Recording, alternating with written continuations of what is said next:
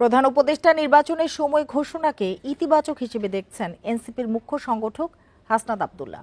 Bundle থাকলে প্রতি সেনমানিতে টাকা বাঁচবে। বিকাশ সেনমানি বান্ডেল কিনে জিতুন প্রতি লেনদেনে। তবে তার আগে জুলাই সনদ ঘোষণা এবং লেভেল প্লেয়িং ফিল্ড নিশ্চিত করার দাবি জানান তিনি। সকালে কুমিল্লা দেবিদ্বারে জুলাই শহীদ পরিবারের সঙ্গে দেখা করার সময় এসব কথা বলেন হাসনাত। এ সময় জুলাই আন্দোলনে শহীদদের পরিবারের প্রতি দায়িত্ব পালনের প্রতিশ্রুতি দেন তিনি। এই জন্য সবাইকে ঐক্যবদ্ধ থাকতে হবে বলে জানান এনসিপি নেতা।